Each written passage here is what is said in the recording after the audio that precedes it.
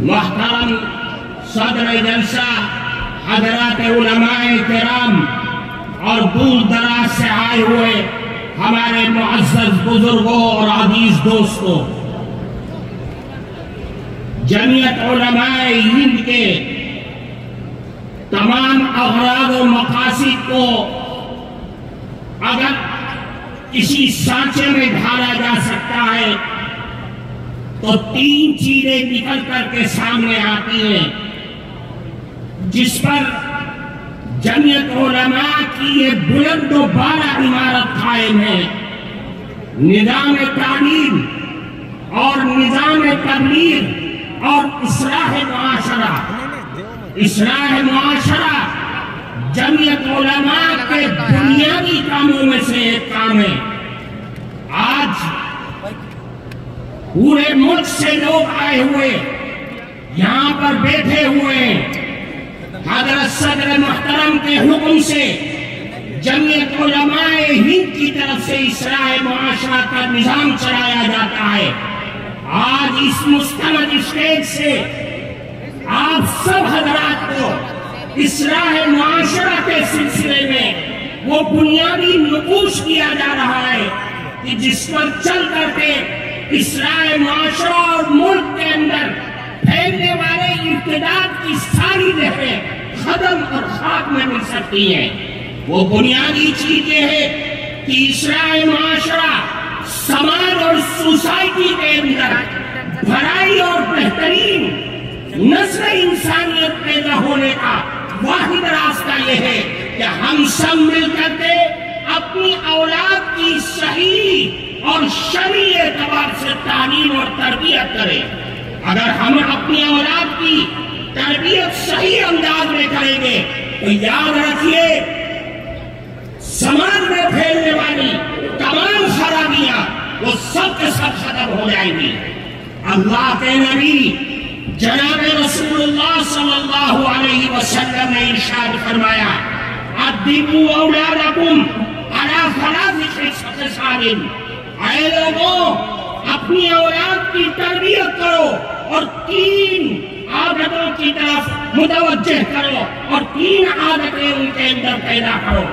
سب سے پہلی چیز یہ ہے کہ اللہ کے نبی نے فرمایا اپنی اولاد کے دلوں میں، ان کے ذہنوں میں، ان کے رگ و ریشے کے اندر بچپن ہی سے رسول اللہ کی محبت پیدا کر دو، اللہ کے نبی کی محبت پیدا کرو اور اپنی اولاد کو بتلا دو کہ سب کچھ لک سکتا ہے، سب کچھ کا ساری چیزوں کا سودا کیا جا سکتا ہے، لیکن رسول اللہ کی محبت کا سودا ہرگز نہیں کیا جا سکتا ہے۔ اللہ کے نبی کی محبت اور یہ بچوں کے دل و دماغ میں اس چیز کو بٹھا دو کہ رسول اللہ کی محبت ہمارے ایمان کی معراج ہے، کمال ایمان کا مدار رسول اللہ کی محبت پر ہے۔ میرے بھائیوں، اللہ کی نبی کی محبت دنیا اور آخرت کی دولت ہے۔ میں آپ کے سامنے ایک اللہ کے نبی کی حدیث پیش کرتا ہوں۔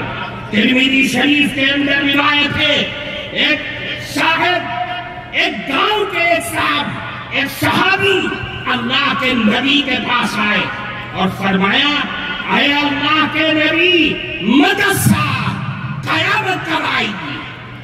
حدیث میں ہے کہ اللہ کے نبی نماز کے لیے جا رہے تھے، کوئی جواب نہیں دیا، نماز پڑھائی، سلام پھیرا اور پلٹ گئے۔ فرمایا: من السائل، کون ہے سوال کرنے والا جو یہ سوال کر رہا تھا کہ قیامت کب آئے گی؟ صحابی کھڑے ہو گئے اور عرض کیا: اللہ کے نبی، میں نے سوال کیا تھا کہ قیامت کب آئے گی؟ اللہ کے نبی نے پلٹ کر کے ان سے سوال کیا کہ یہ بتلاؤ کہ میں عادت کر رہا، تم نے قیامت کے لیے تیاری کیا کر رکھی ہے؟ وہ صحابی تھے، صحابی کے جو دل میں ہوتا ہے وہی زبان پر ہوتا ہے۔ صحابی نے کہا: اے اللہ کے نبی، ما عادت لہا لا کبیر صلاۃ ولا صوم इल्ला अन्नी उहिब्बुल्लाह व रसूलहू। आया अल्लाह के नबी, मेरे पास कोई नमाज़ों का पिटारा नहीं है, रोज़ों का अंबार नहीं है, लेकिन एक दौलत मेरे दिल में बस रही है कि मैं अल्लाह और उसके नबी से बेपनाह मोहब्बत करता हूँ। अल्लाह के नबी ने फरमाया, ऐ लोगों, ये अल्लाह के नबी का जवाब लेकर के यहाँ से जाना। अल्लाह के नबी ने फरमाया कि आए सवाल करने वाले सुनो, क़यामत तक आने वाली नस्ल इंसानियत सुनो। फरमाया अल-मर्'उ मअ मन अहब्बा व अंत मअ मन अहबब्ता। याद रखो, आज दुनिया में जो आदमी जिससे मोहब्बत और दिल का लगाव पैदा करेगा, क़यामत के दिन भी वो उसी के साथ उठेगा। और तुमने जिससे मोहब्बत का दावा किया है, क़यामत के दिन भी तुम उसी के साथ होगे। इस हदीस के रावी हज़रत अनस रज़ियल्लाहु तआला अन्हु फरमाते, सहाबा किराम इस जुमले को सुनकर इतना खुश हुए कि मैंने इस्लाम की जिंदगी में कभी भी सहाबा किराम को इतना खुश होते हुए नहीं देखा था। मेरे भाइयों, रसूलुल्लाह की मोहब्बत हमारे लिए बुनियाद है। हम सब कुछ लुटा सकते हैं, लेकिन रसूलुल्लाह की मोहब्बत का जनाजा उसका एक हर्फ भी अपने दिल से निकाल नहीं सकते, अपनी जिंदगी से निकाल नहीं सकते। फरमाया दूसरी चीज, अहले बैत की मोहब्बत। बच्चों के दिल में रसूलुल्लाह के घर वालों की मोहब्बत उनके दिल के अंदर डाल दो। ये पैदाइश के बाद से जब बच्चा होश संभाले कि जिसके बारे में अल्लाह के नबी ने फरमाया इफ्तहू, सबसे पहला कलमा फरमाया कि ला इलाहा इल्लल्लाह उनकी जुबान से कहलवाओ, और क़यामत और मौत के वक्त ला इलाहा इल्लल्लाह की तलकीन करो। फिर फरमाया आखिरी चीज वो तिलावतुल कुरान करीम, कुरान करीम की तिलावत, कुरान करीम के अल्फाज से मोहब्बत, कुरान के हलाल को हलाल और कुरान के हराम को हराम अपने बच्चों की जिंदगी के अंदर भर दो कि मेरा कुरान, मेरा अल्लाह मुझे ये कहता है, मुझे इस बात की दावत देता है। मेरे भाइयों, कुरान हमारी जिंदगी का दस्तूर है, कुरान हमारा आईन है, आईन शरीयत है। कुरान को लाजिम पकड़ना होगा।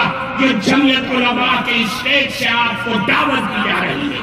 अल्लाह के नबी ने फरमाया अला इन्नहा सतकूनु फितना, ऐ लोगों आगाह हो जाओ, फितने आएंगे, आजमाइशें आएंगी, बलाएं आएंगी, दुनिया की भी आएंगी और आसमानी भी आएंगी। सहाबा के कलेजे हिल गए। फरमाया अल्लाह के नबी मन मखरज मिन्हा या रसूल अल्लाह, उन फितरों से निकलने का रास्ता क्या होगा? अल्लाह के नबी ने फरमाया कि कुरान है, कुरान है। क्यों? फीही नबअु मन कान क़ब्लकुम व ख़बरु मा बअदकुम व हुक्मु मा बैनकुम।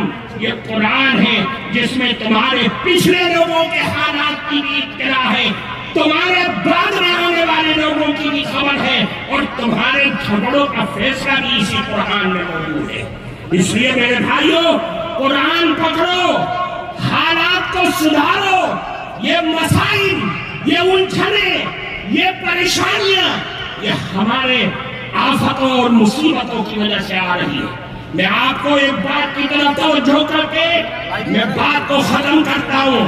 आज तक हम रोते थे, हमारे बड़े परेशान थे कि दुनिया नशा कर रही है, दुनिया सट्टे और जुए खेल रही है।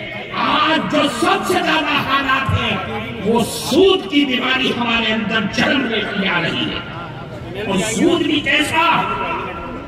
बैंक का सूद नहीं, साहूकारों का सूद नहीं, बनियाओं का सूद नहीं, वो बंधन बैंक, वो जगह जगह गांव और देहातों में जहां सूद और कर्ज देने वाले वो चोर बैठे हुए हैं जो सिर्फ औरतों की आईडी पर औरतों को ही देते हैं, ان کے نمائندے عورتیں ہیں، ہمارے مرد گھروں میں بیٹھے ہوئے سو رہے ہیں۔ میرا کون سا کلیجہ ہے، کون سا ہمارا دل ہے جو اس بات پر راضی ہوتا ہے کہ میری جوان بیٹی، میری جوان ماں، میری جوان لڑکی ان خیروں کے آفسوں میں جا کر کے قرض لے کر کے آتی ہے اور میں سارے ہفتے اس قرض کی قسط چکانے میں لگ جاتا ہوں۔ میری عورتیں بیگانہ ہو گئی، بیوی میری ہے لیکن اس کے آفسوں میں وقت گزار رہی ہے۔ ہماری سوچ اور فکر پر لعنت ہے ایسی۔ اس لیے میرے بھائیوں، سوچو اور سود سے نکل کر کے باہر آؤ۔ اصلاح معاشرہ کو ہر گاؤں، ہر گلی، ہر مسجد کے حلقے میں اس کو پروان چڑھاؤ تاکہ میری قوم ان لعنتوں سے باہر آ سکے۔ وآخر دعوانا الحمدللہ رب العالمین۔ جزاک اللہ۔ اصلاح معاشرہ جمعیت علماء ہند کا بہت فعال اور بہت بنیادی شعبہ ہے۔ آپ میں سے بہت سے وہ حضرات ہوں گے جن کو ہمارے اس شعبے سے روزانہ کا سبق بھیجا جاتا ہے۔ لگ بھگ 50,000 لوگ ہم سے رابطے میں ہیں، اس میں آپ میں بہت سارے لوگ ہوں گے جن کو روزانہ کا ایک سبق جاتا ہے۔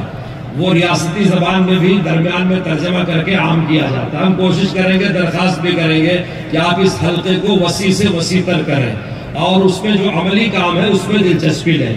اسی طرح جمعہ کے خطابات کے لیے حضرت صدر محترم کے افادات پیر یا منگل کو آپ کو بھیج دیے جاتے ہیں۔ یہ بھی 1000 تک ائمہ کرام کو بھیجے جاتے ہیں۔ ہم آپ سے درخواست کریں گے آپ اس میں مربوط ہو جائیں، کیونکہ اصلاح معاشرے کا شعبہ سراسر ایک عملی شعبہ ہے۔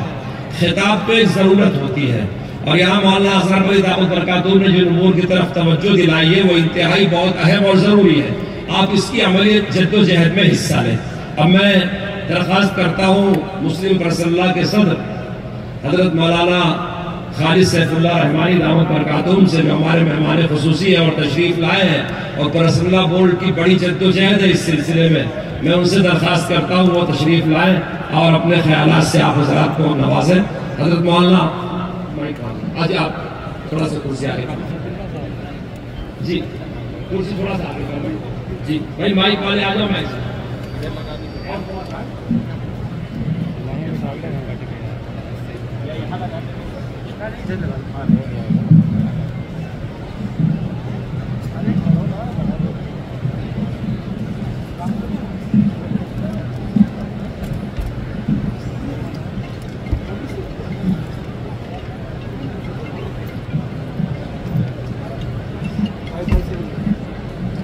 دیکھیے، آج کے اجلاس میں بہت سی ملی تنظیموں کے ذمہ داران تشریف فرما ہے۔